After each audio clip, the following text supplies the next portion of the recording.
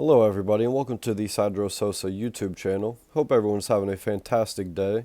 Today I got another banger video for you. This gameplay is actually from me live on Twitch. I go live every day from Monday through Friday, 9 to 6.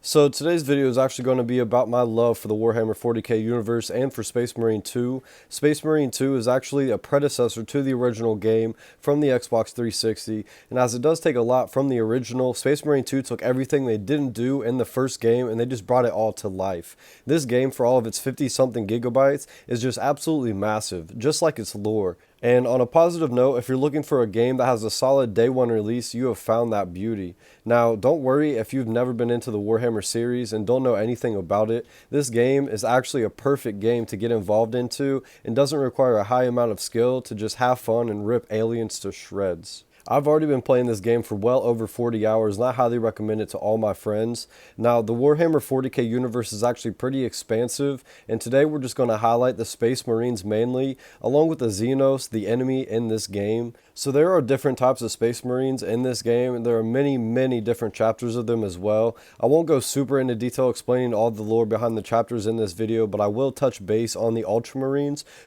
And that's who we play as in the campaign, but that's about as far as we're going to go about chapters in this video. In this game, there are 6 different weaponry types of Space Marines, and today we're rocking the Tactical class. I will highlight some of the Tactical class abilities throughout this video, but just as an overall knowledge point, this is a good class for beginners of the game.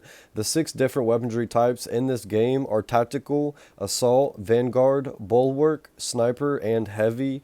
Now, each class has different abilities as well as different weapons. You can use some of the same weapons with each class in this game, but overall you're going to be working on leveling up each class individually.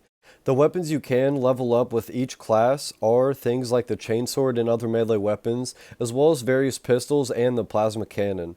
Now, with each weapon there does come a progression system for leveling up each item, as well as for each character there is a perk tree, which I think is absolutely massive.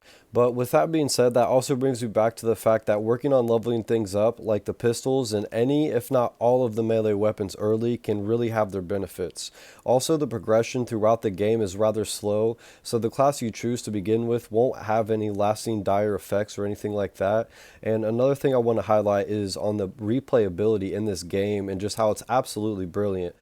Along with the customization in this game alone, it takes me back to a time when games used to be sold as a whole. And now I'm talking about PS2 and Xbox 360 days, where the entire game is just there on day one release. And not only does this game give me Gears of War and Doom vibes, but the customization being so expansive, it actually reminds me of games like Need for Speed Underground 2, where just everything, down to the smallest detail, can be customized on your Space Marine armor. So in this gameplay, I'm actually running an operation with 2 other randoms, and in this game there are 3 unique game modes. You have campaign, which this game has a glorious 10-hour campaign that I highly recommend to everyone go check out. It's been far too long since I played a game with a good campaign like this one, and let me tell you guys, it really is something special. There's also co-op missions, and that's what I'm doing here today, and those co-op missions are called operations. Those last around 25 minutes to a half an hour, as well as PvP 6v6 mode. I will be releasing a video about the PvP mode because it's actually just so much fun. Once again, I honestly can't tell you guys how long it's been since I've played a game this good.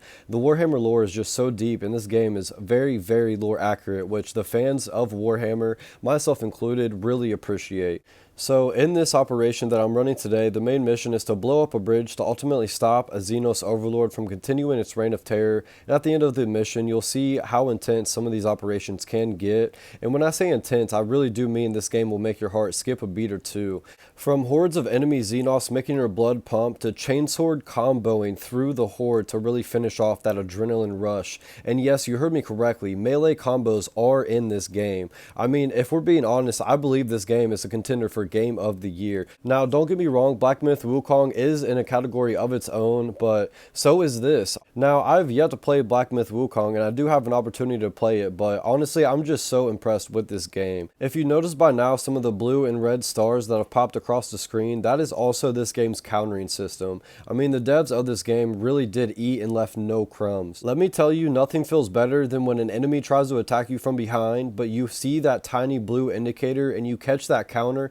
Oh my gosh, it is just a chef's kiss. This game is honestly so impressive. From its immersive gameplay to its rich history, it really is something special for everyone to appreciate. Now back to this gameplay, I'm running a tactical space marine, and with each character you get an ultimate ability, and this character's particular special ability is to highlight a small area, and each enemy that's marked within that area gets affected with double damage from you and all teammates. This is actually why I highly recommend this character class for all the new players. It's very easy to use and the learning curve isn't a major challenge. It's really nice to use the ult when hordes of enemies are running towards you, whenever you run into stronger enemies, or even during those hard to beat boss fights. I will say with the tactical class, you are able to use all different types of melee weapons in this game, which is absolutely huge. Not every class offers every melee option. Like the assault class, I think you're limited to the hammer and the chainsword, as well as the bulwark. The only options are the chainsword and the combat knife. With the tactical class, you can choose between all three of those options, and I find that to be really nice. Another thing I want to touch up on some more is how slow it is for leveling up any class.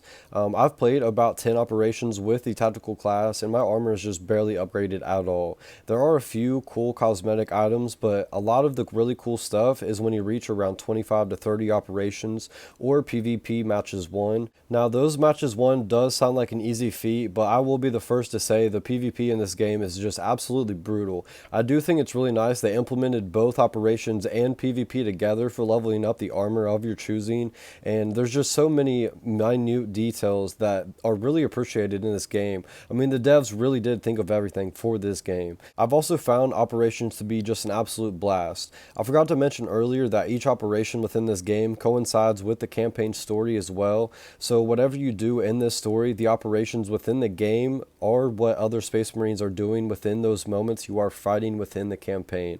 I find this information to be absolutely freaking amazing. The fact that the devs really took the opportunity to add even more detail to this story is just absolutely incredible.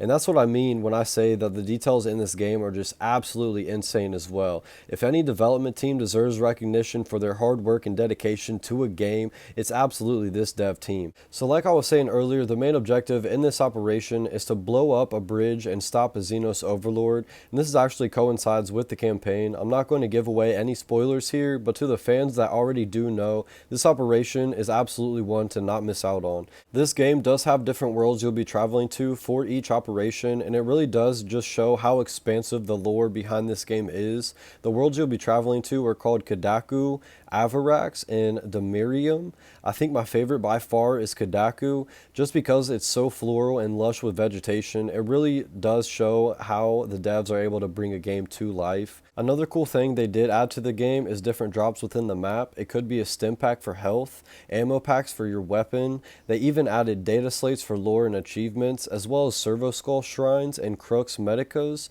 to help you revive yourself when you fall down. And you'll see me searching for those things throughout this video. And I find it to be a really nice touch for all those explorers out there always trying to find the next thing to grab.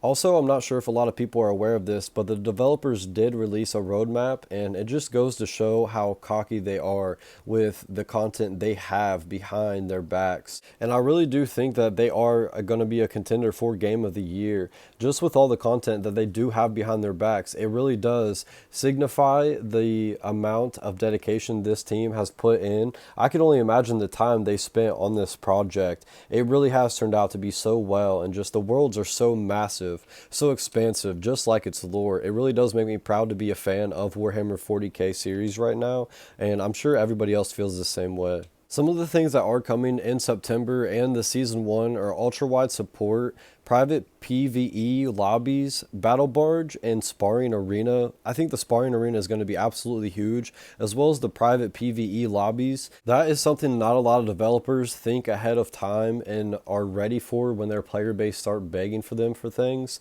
like private lobbies. I know a lot of gaming developers these days just don't think ahead, and for some reason this development team did, and it's actually a huge W on their part to see them going so far and just taking the extra mile. Before the game even released, they are already working on private PvE lobbies. That's absolutely huge. Another thing they are releasing is Ultramarine cosmetic packs. I think that is really nice that they are adding some cosmetics to the game. If you guys are interested, they will have that for you guys. Those Ultramarine cosmetic packs are going to be part of the season pass. I do think a lot of people are going to be interested in this season pass and what this game has to offer just because the fan base is so huge. It's really going to be interesting to see how far this game does go. I know that they do have lined up a TV series that is coming out for this game as well.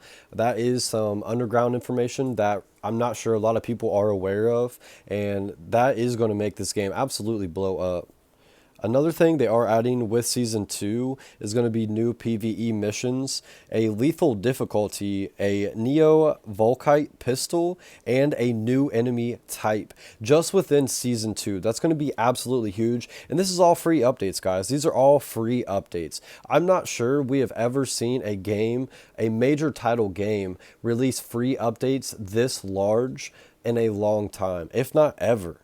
Another thing they are going to be adding is the Dark Angels with the Season Pass. That is going to come with a Champion Pack, a Cosmetic Pack, and a Weapon Skin Pack. I think that's going to be absolutely huge for the Season Pass holders, and it's going to be absolutely insane what the looks are going to be to come, what the power armors are going to look like, and what the new enemies are going to be looking like as well. I think this game has a lot of huge things in store, and it's really anticipated for what the fans are really looking forward to as well. Another thing we do have to look forward to is in 2025, Season 3 is going to be coming. They're going to be adding new PvE missions. The PvE missions that they already have are absolutely insane. I cannot wait for them to bring more to the game.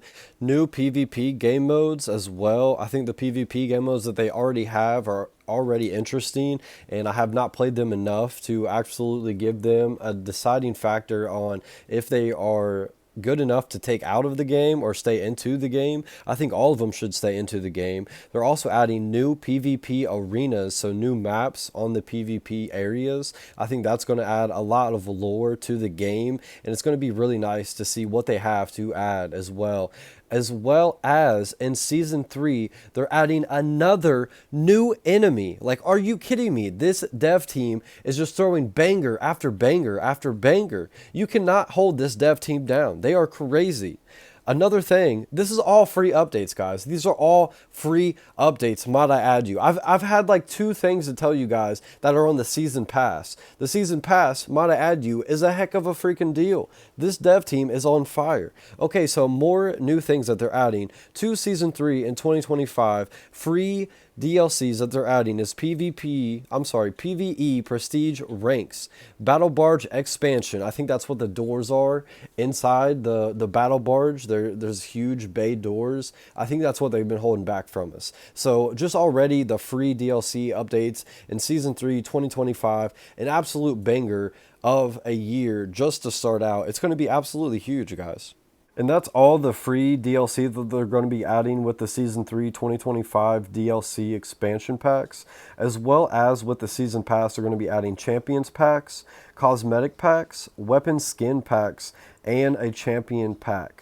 So there is a lot of content that is in store just within that short time period of Season 3 in 2025, and I truly can't wait. I can't wait to see what's in store. I wonder what the new enemy is going to be like. Let me know in the comments down below what your guys' thoughts are on what the new enemy could be like as well. I'm truly guessing that it could be maybe the orcs from the original game. I think that that would be super interesting to see them involved into the game, and I did hear that they are going to be adding some Space Marine zombies supposedly into the game, which that I might add is going to be super interesting to see and to fight against. I truly hope that those rumors are going to be true, and that's all just with Season 3. Another thing they are going to be adding is with Season 4 in 2025, they have huge plans. They are going to be adding a horde mode, as well as a new enemy type and a new weapon, all within the free DLC updates for Season 4 of 2025. And with the Season Pass, they are going to be adding Champions packs, Cosmetic packs, Weapon skins, and another Champion pack. I mean, the dev team has been absolutely cooking. I can only imagine how long they have had this game in limbo, just working on it for so long. The fans of this game have really have something in their hands that is going to be remembered for such a long time. And I truly appreciate this game. I truly hope all of you guys grow to love and appreciate this game as well. This is my first video on YouTube about the Space Marine 2 Warhammer 40K series. I do hope you guys appreciate it, and I truly worked my heart out just to provide a good experience for you guys. I hope all of you have enjoyed it, and I hope you guys have a great day. There will be new videos to come. God bless you. I truly appreciate everyone that stuck around this long. See you next time.